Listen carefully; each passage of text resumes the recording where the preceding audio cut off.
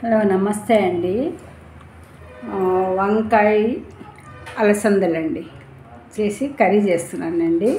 ఇది అన్నంలోకి నంచుకోవడానికి, చపాతీల్లోకి, దోశల్లోకి చాలా బాగుంటుందండి. ఉల్లిపాయ ఒకటి,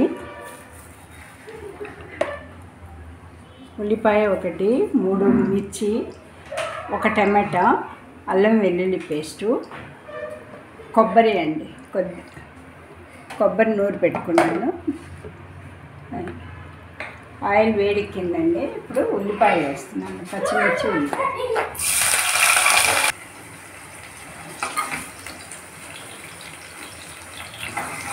ఉల్లిపాయ వేసానండి. ఇప్పుడు ఇది కాస్త ఎర్రగా వేగాలి.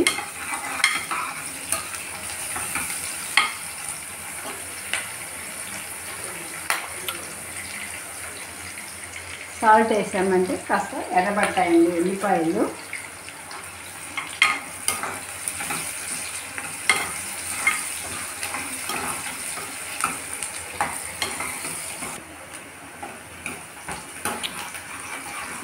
కాస్త కలర్ మారిందండి ఉల్లిపాయలు.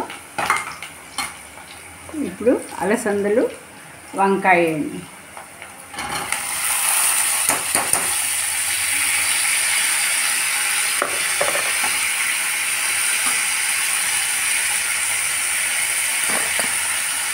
నెక్స్ట్ వచ్చి టమాటా, సన్నగా తరుక్కున్న టమాటా అండి.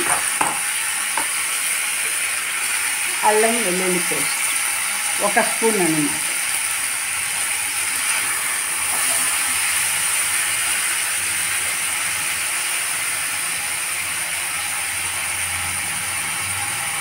పసుపు,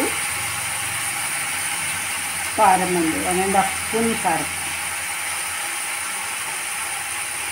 ధనియాల పౌడరు 2 స్పూన్లు.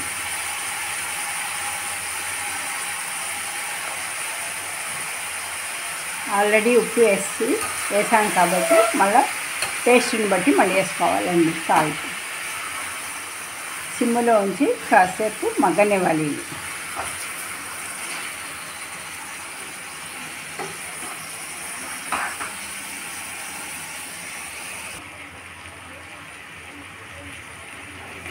ఇలా మగ్గాలండి కాసేపు, ఇంకాసేపు ఉడకాలండి. సిమ్లోనే ఉంచి కాసేపు వేగాలి.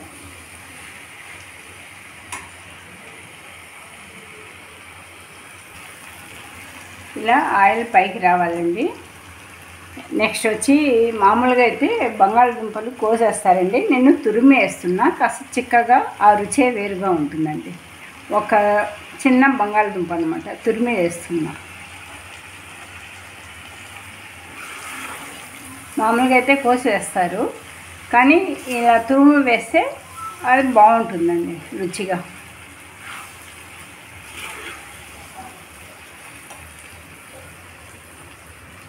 కొబ్బరి వేస్తున్నానండి, మెత్తగా నూరుకోవాలి కొబ్బరి.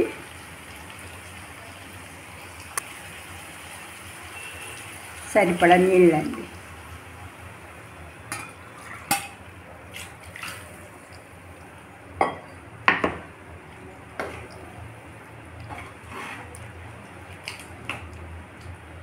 ఈ కర్రీ చాలా బాగుంటుందండి.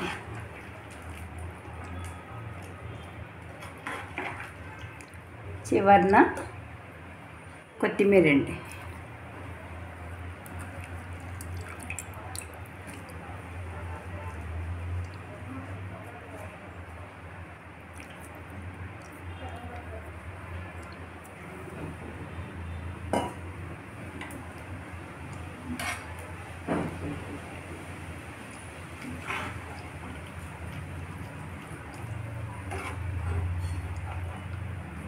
అంతేనండి, అంత అయింది.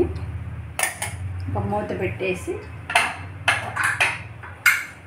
ఒక విజిల్ వస్తే చాలండి.